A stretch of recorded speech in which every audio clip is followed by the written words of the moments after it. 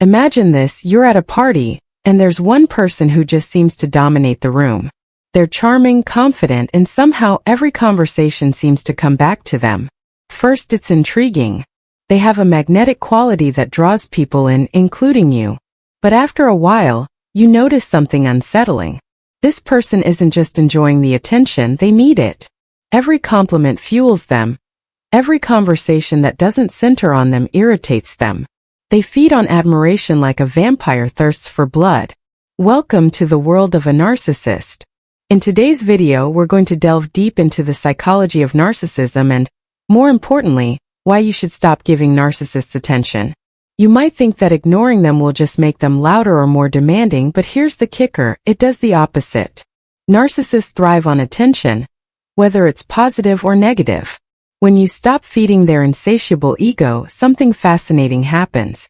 They start to lose control, and their carefully constructed facade begins to crumble.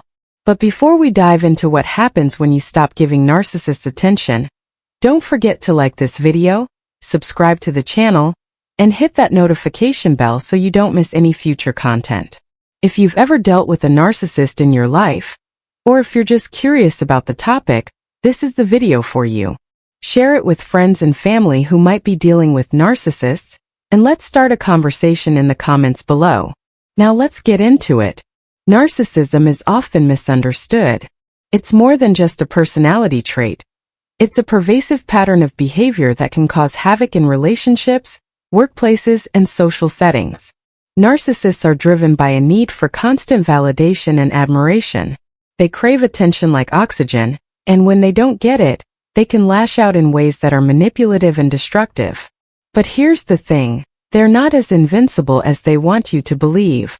You see, narcissists live in a fragile world of self-deception. On the outside, they appear confident, sometimes even grandiose. They tell stories that make them the hero, the victim, or the genius in every situation. They'll boast about their accomplishments, exaggerate their talents, and twist facts to suit their narrative. They want to be seen as special and superior. But beneath that shiny exterior is a deep insecurity, a fear that they aren't as extraordinary as they want everyone to think. And that's where you come in. Every time you give a narcissist attention, whether it's praising them, arguing with them, or even just listening to them drone on, you're feeding their need for validation. You're reinforcing their belief that they are the center of the universe. And in doing so, you're giving them power. Power over your emotions, power over your time, and power over your life. This is where the real problem lies. Think about it. How many times have you walked away from an interaction with a narcissist feeling drained, frustrated, or confused? It's because they are master manipulators. They know exactly how to push your buttons to keep the focus on them. If they sense you're pulling away, they'll switch tactics. Maybe they'll play the victim and guilt trip you. Or maybe they'll shower you with charm and affection to pull you back in. It's a vicious cycle, and it only stops when you stop giving them what they want. But what happens when you stop feeding a narcissist's need for attention? The results might surprise you.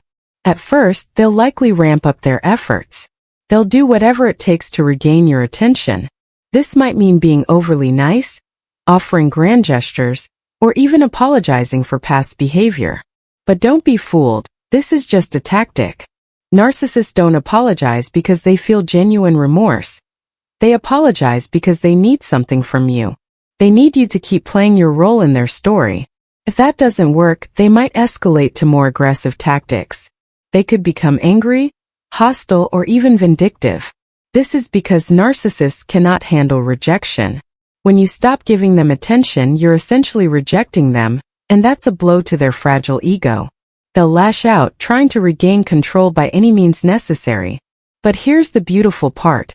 If you remain firm and continue to withhold attention, something fascinating happens. The narcissist will eventually lose interest. They might move on to someone else who will give them the validation they crave. Or they might retreat into themselves, sulking and nursing their wounded pride. Either way, you regain control. You reclaim your emotional energy, your time, and your peace of mind. One of the most important things to understand about narcissists is that they need an audience. Without one, they lose their sense of identity. They don't know how to exist without constant admiration and validation. And when they can't get it, they unravel. It might not happen overnight, but over time their facade will start to crack. They'll become more erratic, more desperate, and more transparent. And eventually, they'll reveal themselves for what they truly are: fragile, insecure individuals who are terrified of being exposed. This is why it's so crucial to stop giving narcissists attention.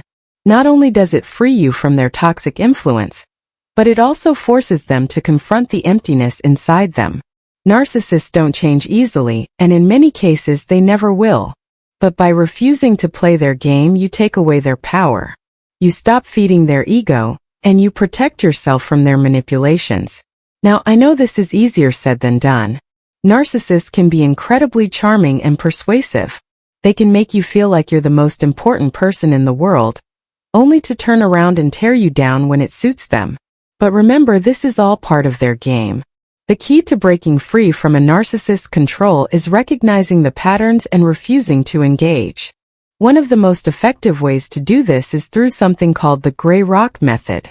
This involves making yourself as uninteresting and unresponsive as possible when interacting with a narcissist. You give them no emotional reaction, no praise, no argument, nothing that they can feed off of. Over time, they'll lose interest in you because you're not giving them what they want. It's a simple, yet powerful strategy that can save you a lot of emotional turmoil. But let's be real, sometimes completely cutting off a narcissist isn't possible. Maybe they're a family member, a coworker, or someone you have to interact with regularly. In these cases, setting firm boundaries is essential. Narcissists will push and push to see how far they can go. So it's up to you to establish clear limits. Let them know what behavior is acceptable and what isn't. And most importantly, stick to those boundaries. Narcissists thrive on finding loopholes, so consistency is key. Another important aspect of dealing with narcissists is managing your own emotional response. It's easy to get caught up in their drama, especially when they're being manipulative or hurtful. But remember, their behavior is a reflection of their own insecurities, not yours. By staying calm and detached, you rob them of the satisfaction of getting a rise out of you. This not only protects your emotional well-being, but also weakens their hold over you. In conclusion, narcissists are like emotional parasites. They latch onto people who give them attention, validation, and admiration, and they drain those people dry. But the moment you stop feeding them, they start to lose their power. It might be difficult at first. They'll try every trick in the book to pull you back in. But if you remain firm, you'll find that the narcissist's influence over your life will gradually fade. So stop giving narcissists attention. Stop feeding their ego. Stop allowing them to control your emotions and your life. You deserve better, and by refusing to engage with their toxic behavior, you're taking a powerful step toward reclaiming your own sense of peace and self-worth. Thank you so much for watching this video. If you found this information helpful, please give it a thumbs up, subscribe to the channel, and share it with anyone who might benefit from it. And as always, I'd love to hear your thoughts in the comments below. Have you ever dealt with a narcissist? How did you handle it? Let's keep the conversation going, and I'll see you in the next video. As we learn more about how narcissists think, one idea keeps coming up. When you look deeper into people who are labeled as narcissists, you can see how their flaws are woven into their characters. They are very complicated, but at their core is a strong focus on you that can't be broken. It shows how narcissists see the world through a skewed lens because this mental focus is often on false beliefs. Watch out for our next section, where we'll talk more about this mysterious topic. Everyone, welcome back to our show. The movie we're about to watch will take us on a trip through the frequently occurring thoughts of narcissists, especially after a relationship. This constant thought has a big effect on their skewed and unrealistic view of the world, which affects how they see you, how they relate to others, and how they understand feelings. It is an important part of how they think, and I'm ready to show how complicated it is in the movie story. A lot of you may already know this, but narcissists think and act in very different ways from the rest of us. Their cognitive errors make them lose their way and see things differently than they really are. They have a hard time putting their thoughts into words, and when they do, it sounds unclear and general. Narcissists have a lot of false ideas about themselves that come from parts of their ego that aren't working right. They do everything they can to hide their flaws because they are afraid that being open about them will make them easy targets for others. They don't like being honest about how they feel because they think it will make them lose control. Most people want to be respected and understood in relationships. Narcissists, on the other hand, think they are better than everyone else and treat others badly because of it. Because of this, they see relationships as deals in which they check to see what the other person can do for them. Narcissists get a lot of power and control from praise and approval, which makes them feel like they deserve it. For narcissists, putting people into groups depends on how much supply they think the narcissist gets from them. Narcissists really value people who are sensitive, understanding, kind, and patient because these traits meet a lot of their needs and give them a lot of pleasure. A narcissist can manipulate people easily because they are constantly praised and shown love. This gives them a false sense of control that they can fake. Narcissistic relationships are based on the idea that people don't like being vulnerable. When narcissists hide how they really feel, they protect themselves from being used or manipulated. Sincere emotional expression builds trust and closeness in all kinds of relationships, from friendships to love partnerships to family ties. Narcissists, on the other hand, avoid being real because they want to protect themselves. They keep up a front of being strong and unbreakable to keep up the illusion that they are in charge of other people. The narcissist sees vulnerability in a different way. They see it as a weakness that others could use against them.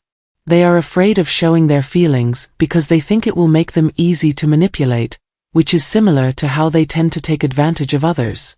So, they take a defensive stance and carefully manage their surroundings to avoid showing signs of weakness or fragility.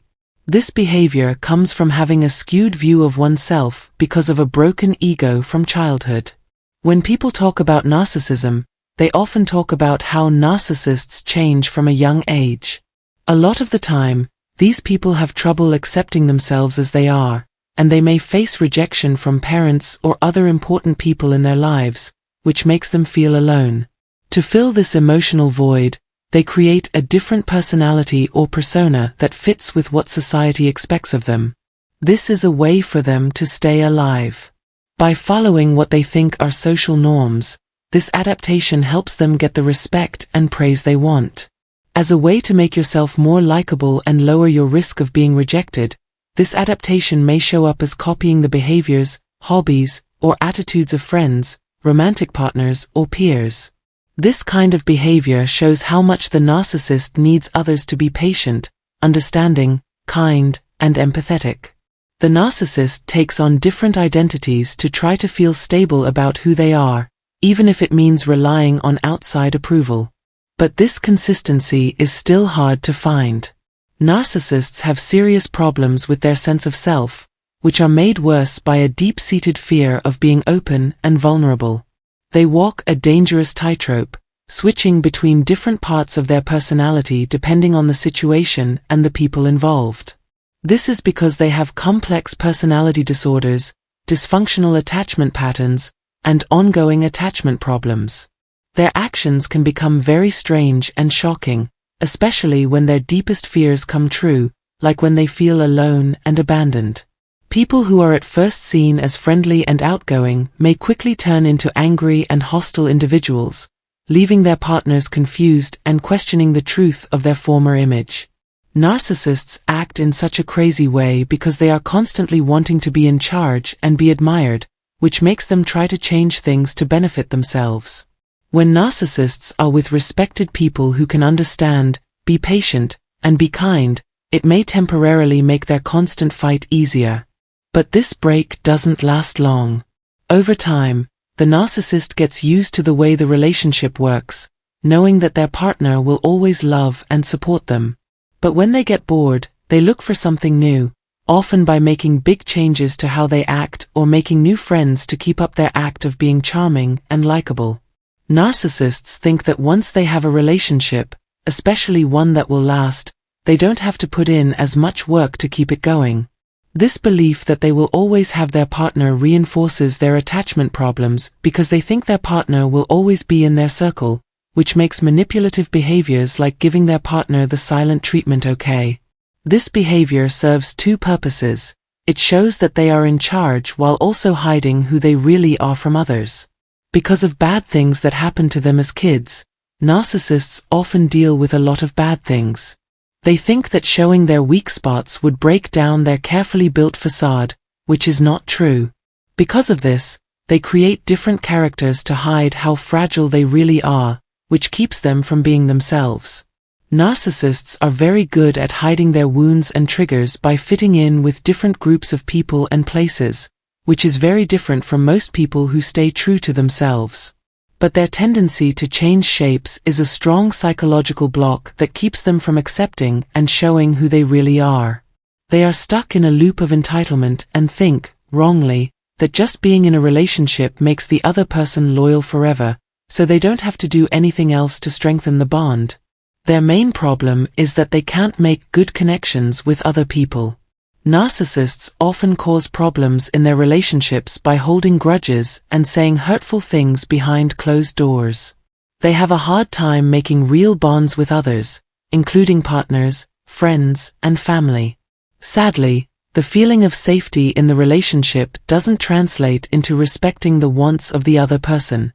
When narcissists think about what they want, they often don't think about or care about what their partners want or need. They see them as tools for their own gain. Because they can't make real connections with themselves, they can't build lasting relationships. Instead, they have shallow interactions that don't last or go deep. These weak ties are flawed from the start because they are based on a need for control instead of real emotional closeness. When narcissists are in a relationship, they only want to meet their own needs and don't care about the other person's needs. They don't want to grow or understand each other. This uneven relationship isn't caused by bad intentions. It's because they don't understand what true exchange means in relationships, and their focus on themselves takes precedence over the needs of others. Narcissists feel strong emotions, often stronger than the average person. These emotions can be very bad. But because they can't control these feelings and get the help they need, they act in unhealthy ways, giving the impression that they have multiple identities that are controlled by their ego and inner stories. Because they can't control their feelings in a healthy way, they depend on others a lot for the mental support they can't give themselves. This dependence shows up as a constant need for the energy and mental support of the people around them, making you an important source of power in their lives. The constant need for your emotional support can be very tiring, since you are always expected to comfort and reassure them.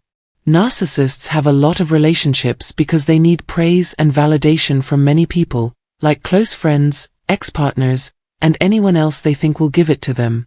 They constantly look for comfort, often from more than one source, because they can't get enough of it.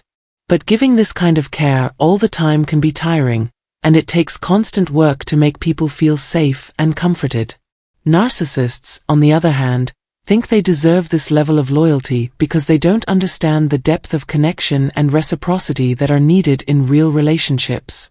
There is a basic lack of true emotional connection with narcissists, which leads to the inherent uncertainty and instability in relationships with them.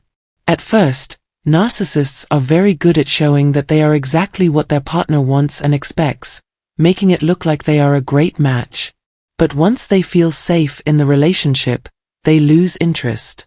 As the thrill of pursuing fades, they look for new experiences and thrills elsewhere, which weakens the relationship in the long